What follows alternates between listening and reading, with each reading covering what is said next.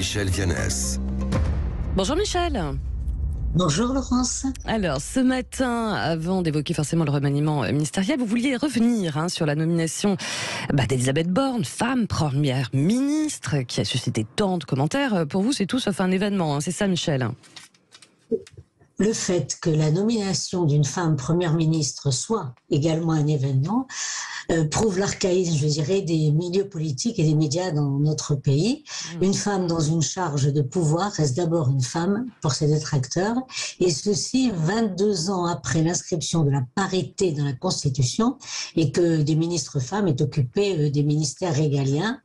Et au lieu de s'interroger sur ses compétences à accomplir cette mission, on la critique justement sur ses compétences. Oui, c'est ça, exactement. Justement, on va en parler des compétences. À vos yeux, quelles sont-elles alors, Michel? Alors, c'est un fait, c'est à mes yeux. Oui. Donc, technicienne, diplômée il y a une quarantaine d'années. Il ne faut pas oublier, quand l'école venait juste d'accepter les femmes, haute fonctionnaire, préfète de région, membre de cabinet ministériel, plusieurs fois ministre, et connue justement, et c'est ce qui lui est critiqué, ce qui est assez surprenant, elle est dévouée à l'intérêt général, elle maîtrise ses dossiers, elle a une bonne connaissance des partenaires sociaux, vous verrez tout ce qui est légitime d'attendre d'une personne qui occupe cette fonction, mais elle suscite des critiques, elle serait trop sérieuse, trop bosseuse, etc. Et puis alors je crois que le pompon, c'est qu'elle est critiquée parce qu'elle serait au service de la Macronie, ce qui sous-entend, parce que c'est très perfide en fin de compte, ce qui sous-entend que comme c'est une femme, elle ne pourrait qu'obéir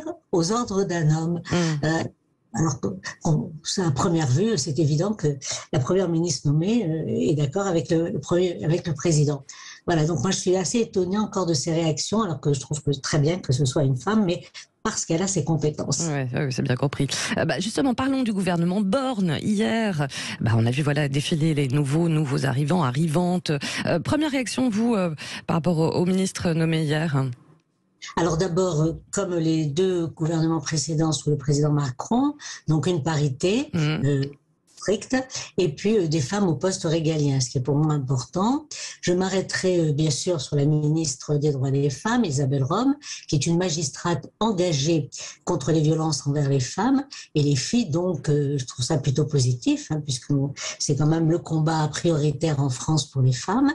Et puis peut-être, alors là, un petit clin d'œil à Chryс Zacharopoulou, qui est la ministre déléguée à la francophonie, d'abord parce que la francophonie pour Regard de Femmes, c'est quelque chose d'important, et ensuite parce que nous avons beaucoup agi ensemble sur l'endométriose. C'est comme cela qu'elle s'est fait connaître.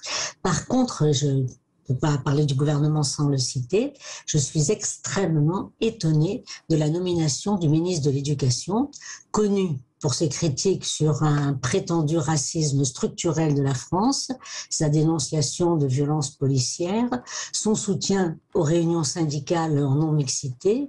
Pour ma part, je trouve stupéfiant qu'un ministre de l'Éducation semble ignorer le principe de République une indivisible et soutient, puisqu'il a fait nommément et suffisamment souvent, la séparation des citoyens en fonction de leur ethnie, de leur couleur ou de leur sexe, ce qui n'est quand même pas du tout le rôle du ministre de l'Éducation, qui est là pour rassembler tous les enfants, pour leur permettre de vivre ensemble en harmonie. On verra de toute façon ce qu'il fera d'ailleurs durant son mandat. Merci beaucoup Michel, on se retrouve samedi prochain, merci. Et puis justement vous aussi n'hésitez pas à réagir.